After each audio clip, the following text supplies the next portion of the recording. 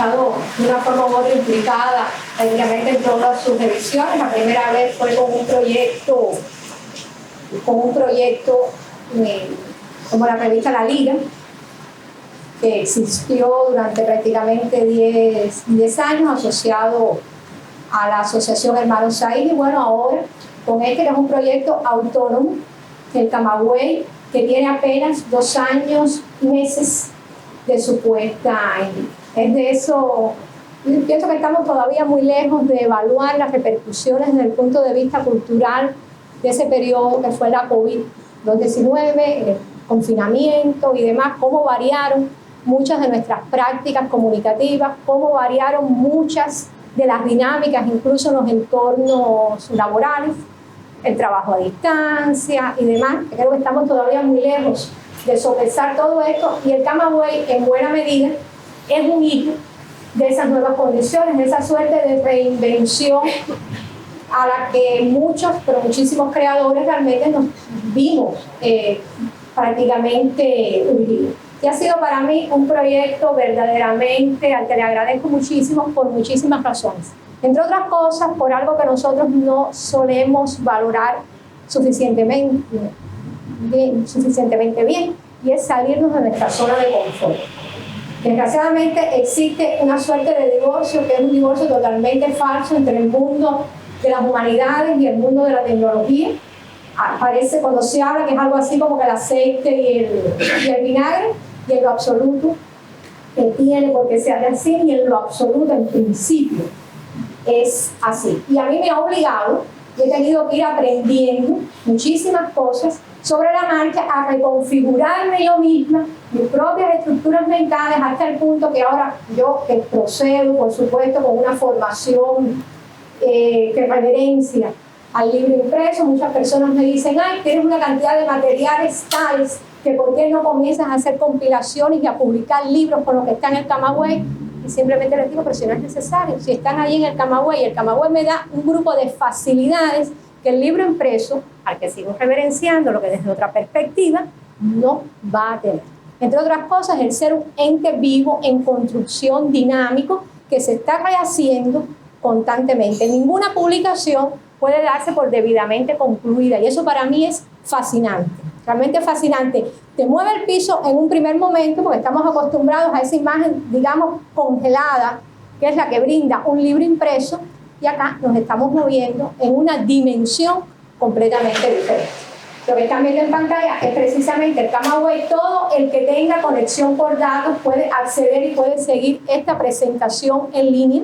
Incluso lo abrimos, yo lo traía abierto en mi laptop para evitar, porque sí, nos queremos mover en el siglo XXI, queremos acceder al dron, pero muchas veces lo estamos haciendo desde una diligencia. Entonces yo, por si acaso hay algún problema, siempre lo traigo debidamente abierto en mi laptop offline, porque ya les digo, que mi laptop es la diligencia a la que yo sí garantizo. El dron muchas veces anda excesivamente lejos y veloz para mí. Entonces vamos a apagar la luz. El Camagüey es un sitio web, se puso en línea el 30 de agosto del 2020, lo hacemos igual 2 personas, un proceso de trabajo, creo que, o una dinámica de trabajo más bien muy parecida a la que explicó Junier con claustrofobia, o sea, alguien que se ocupa, un informático muy capaz, pero con una sensibilidad realmente exquisita, tanto para el uso de la imagen, como también su sensibilidad, digamos, y su apasionamiento por los estudios históricos, por la literatura, y bueno, una servidora. Mi formación es, como bueno, muchos de los que están aquí saben, periodista, comunicación social también, estudié durante muchos años el modernismo y demás.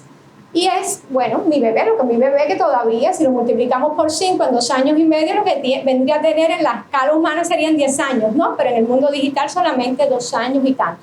Ya están puestos en línea cerca de 500 materiales de más de 160 autores. El sitio, si nos vamos a la portada, eso es lo que quien accede en estos momentos se encuentra en la portada, verá que están organizados por secciones, la posibilidad de hacer búsquedas por autores, ahí nos vamos a detener dentro de unos minuticos.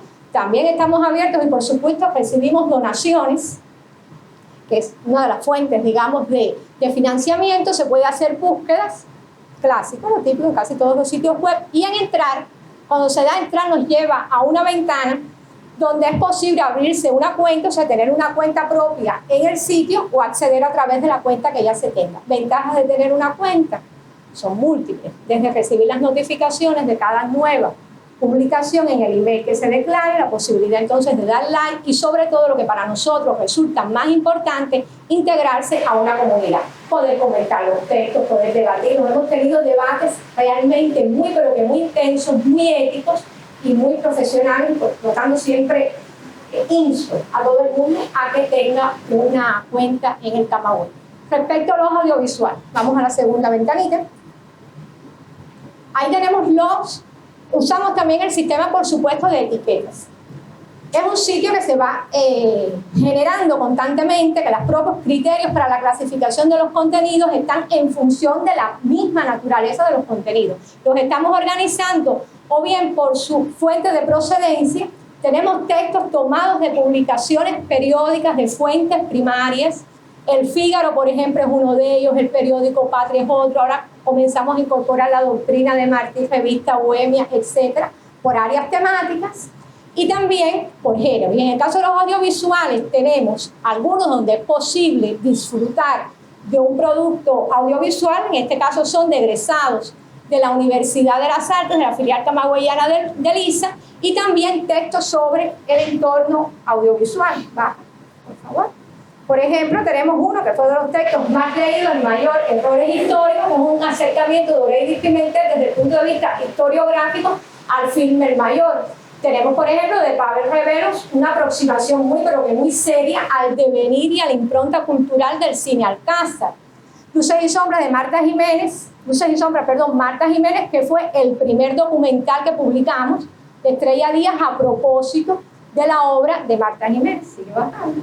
Y en otros casos, por ejemplo, una entrevista interesantísima a María Elena Molinet, que incluye, por supuesto, su desempeño como diseñadora en importantes filmes cubanos, y otros casos como este, del texto de Jorge Mañas, Santa Clara, Camagüey, que es una crónica deliciosa de un viaje en tren hasta la ciudad de Camagüey, y que pudimos encontrar un pequeño material audiovisual que muestra muchos de los espacios que describe Mañas en su crónica. O sea, es la manera de acceder desde diversos soportes a un mismo contenido. Muchos de los textos también están leídos en mi voz. Yo no soy una locutora profesional ni nada por el estilo, pero en las dinámicas contemporáneas es muy común también la posibilidad, y muchas veces el lector desea, es lo que le permite tener, digamos, un primer acercamiento al texto y luego decidir si lo consume de otra manera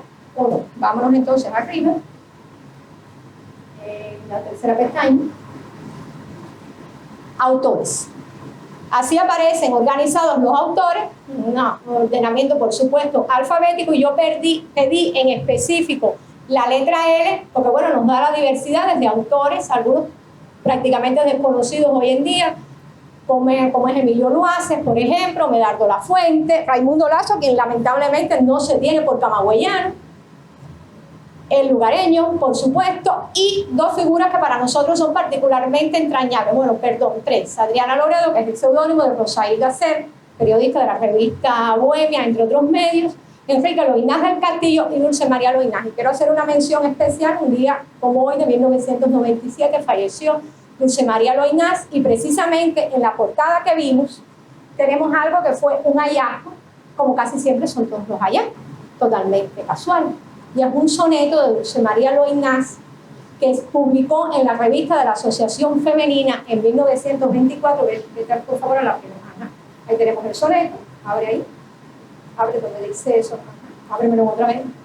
Un soneto realmente precioso que ha permanecido ignorado, o había permanecido ignorado por la crítica durante prácticamente 100 años. Y eso nos abre. Juan hablaba de la pasión, y efectivamente, porque un tema y un texto te lleva a otro texto y a otro tema, y es un espacio verdaderamente infinito. cuáles eran los vínculos de Dulce María Loinás con la revista de la Asociación Femenina, cómo llegó ese texto a Camagüey. ¿Acaso Dulce María Loinás y Saber Esperanza Betancourt, quien presidía esa asociación, se conocía? El vínculo es a través de su padre, de Loinás del Castillo, que todavía mantenía vínculos activos con los camagüeyanos. O sea que se nos abren una cantidad de aristas y una cantidad de posibilidades de indagación que son realmente infinitas, como me gusta a mí decir, infinitas. Es la vida. Entonces ya para cerrar, esto es una presentación, digamos, general del Camagüey. Hablar, podría estar igual la vida entera prácticamente hablando del Camagüey, pero no se trata de hablar de lo que se hace, se trata de proyectarse y de seguir trabajando. Es un proyecto, ya les digo, que a mí en lo personal me tiene muy enamorada, que a diferencia de esos otros procesos de investigación que te obligan a centrarte, digamos, casi obsesionarte con un único tema, aquí las posibilidades son muy diversas en ese sentido. Sobre el debate entre lo tradicional, bueno, escuchando inicialmente a Juan y después a Junier, ese es un debate que es viejísimo en la historia de la cultura. Es el debate que atraviesa, por ejemplo, al modernismo, el debate entre lo moderno y lo tradicional, y nunca olvidemos que el libro, del que ahora a veces hablamos hasta en un tono tan chico despectivo, en su momento también fue tremendamente moderno y fue tremendamente revolucionario. O sea que a mí ese debate yo en lo absoluto ni lo eludo, pero tampoco me asombra porque es el debate, creo que esencial de la cultura en cualquier momento. Quisiera poder tener mayor acceso, por supuesto, y es algo interesante, y bueno, aprovecho incluso que Omar Baliño está aquí, por ejemplo, a fuentes cubanas digitalizadas. Yo accedo y muchos de los textos que están publicados en el Camagüey están en internet. O sea, o bien están en Harvard, en una colección importantísima que tiene Harvard, ahora no recuerdo el nombre exacto, o bien están en la Biblioteca del Caribe, en la Universidad de la Florida. Accedo también a la Biblioteca Nacional de España, de allí tomo, trabajo los textos y demás, sobre todo textos del siglo XIX, del siglo XX, y lamentablemente no puedo hacer lo mismo con muchos textos cubanos. Lamentablemente apenas puedo utilizar cuadros de pintores cubanos para acompañar los cuadros porque no existen copias con el tamaño y la resolución suficiente en un sitio como ustedes ven que privilegia la imagen. Las imágenes, esa por ejemplo de Dulce María Loinás se puso así pequeñita porque no quedó otro remedio, pero incluso las condiciones en que la digitalicé yo mismo, una foto igual desconocida, pero para poder desplegar esos cuadros se necesita una resolución determinada que permita su ampliación.